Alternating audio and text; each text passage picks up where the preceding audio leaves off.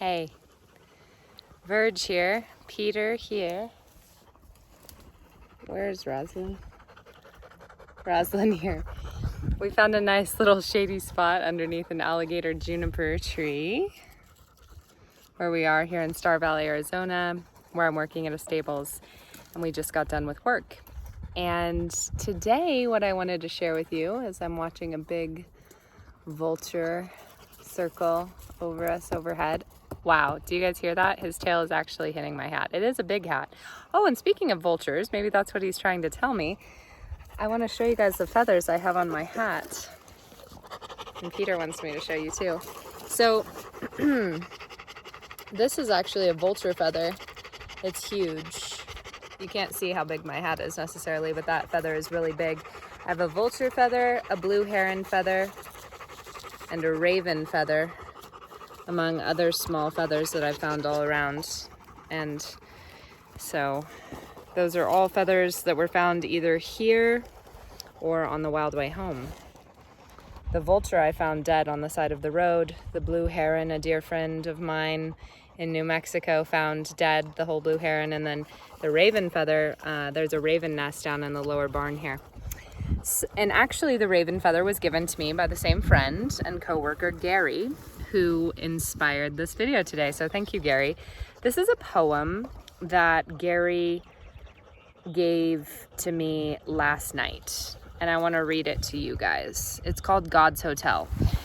So Gary has been to jail a few times and was saying that jail is what has saved his life. We're just gonna go with the panting in the background because it's real. What can I do? My dogs want somewhere shady to be as well, and they would like to be right next to me as I'm reading this. It's very sunny and hot out, I don't know. And we sure have had a hot day.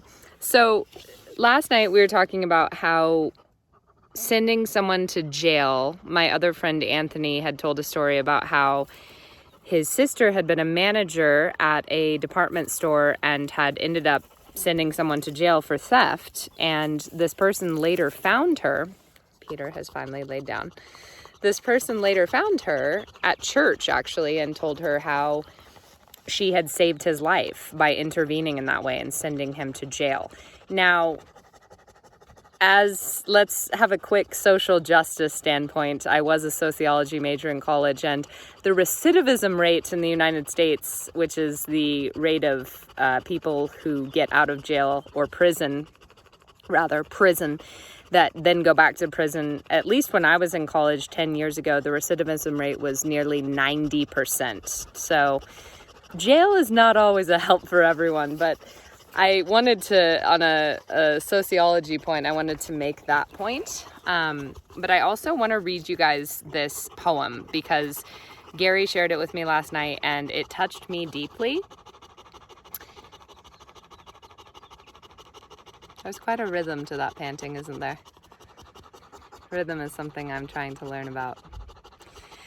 So it touched me deeply, this poem, and I would like to share it with you because I realized it doesn't literally need to be about jail. It could just be about wherever we are that maybe we feel like we'd rather not be and that we feel like we're trapped, right? And Tarot, Eight of Swords, that's been a card that's come up for me a lot. And the Eight of Swords is very much a card about feeling like we're trapped and, you know, being even here, which is really a wonderful job in a lot of ways and a great place for me to be. And yet there are so many things I want to do in the world, so many places I want to visit, so many books I want to be reading, so many things I want to be writing, so many people I want to be spending time with, my own horses and land, or my family's up in Wyoming, you know, all of these things. And so it's like, oh, I'm trapped here. I think no matter where we are, or at least for me, no matter where I am, no matter how amazing it is and how much I look back on it and I'm like, that was so amazing. Sometimes when I'm there, I can feel like I'm trapped or like I am being kept somehow from doing the bigger things that I want to or am meant to be doing. So in honor of that, I'd like to read this poem that Gary gave me, which is about jail, but could also be about feeling like we are trapped anywhere.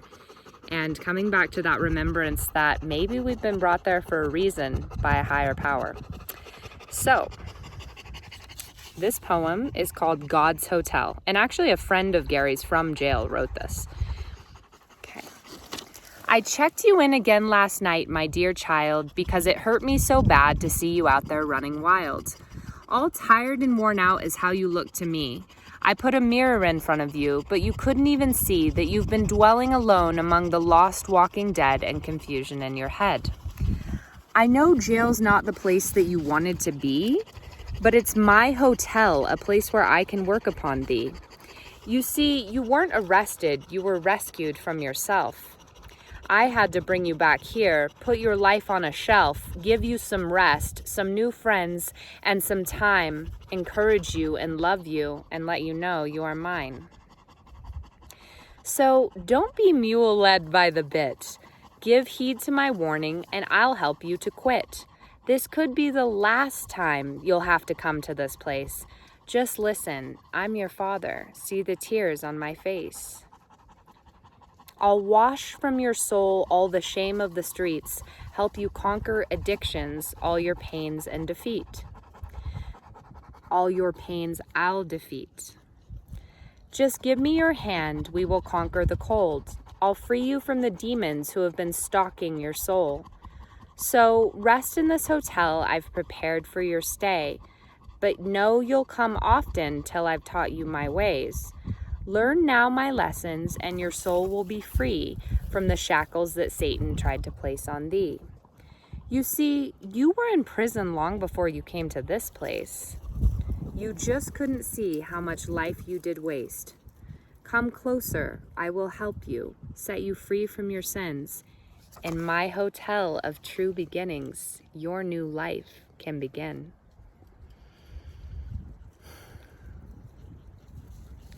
So I hope you enjoyed that, because I almost started crying when I was reading it aloud last night to Gary and Anthony, because I felt like it was about me being brought here and anywhere that I feel like isn't necessarily where I feel free, and yet is clearly a place of rest and respite and to sort of set things right. Look, I'm in my poet mode.